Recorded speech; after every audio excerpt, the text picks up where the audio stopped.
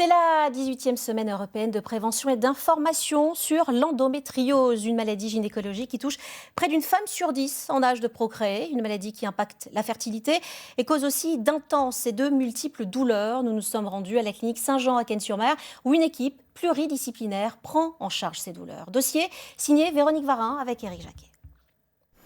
Au bout parfois de plusieurs années, un mot a été mis sur leur mal, endométriose.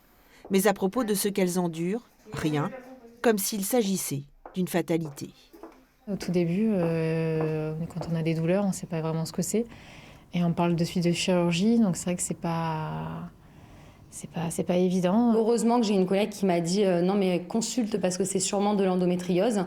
Sinon je pense que j'en serais pas là où je suis aujourd'hui et je pense que j'aurais pas consulté et j'aurais continué à faire comme les gens le disent, ça fait mal, c'est normal, ça va passer. En rencontrant l'équipe de ce médecin spécialisé dans la douleur, leur vie a effectivement changé. Dans ce centre, elles sont écoutées par différents praticiens parce que l'endométriose fait mal partout. C'est vraiment compliqué. On a besoin d'être à plusieurs, d'avoir plusieurs disciplines. On a à la fois des douleurs urinaires, des douleurs digestives, des douleurs plus intimes, des douleurs musculaires. Et donc, cette prise en charge pluridisciplinaire, elle est nécessaire parce qu'en fait, elle est nécessaire au traitement, mais également à l'évaluation.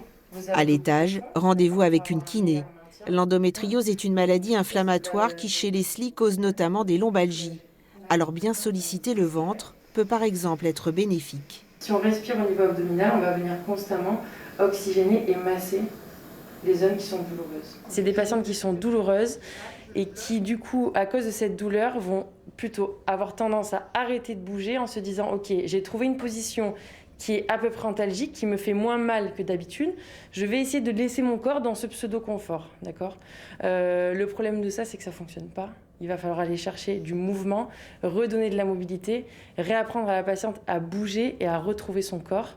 Une porte plus loin, trouver une autre aide, car il ne faut surtout pas négliger la nocivité psychologique et émotionnelle de la maladie.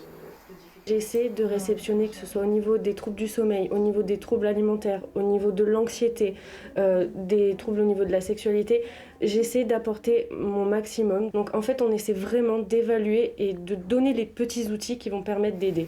Une nutritionniste complète cette prise en charge antidouleur. On poursuit le traitement qu'on a déjà mis en place, en étant vraiment assidu. Le parcours total dans cette unité prend entre 2 et 3 heures, le temps de se sentir écoutée, comprise.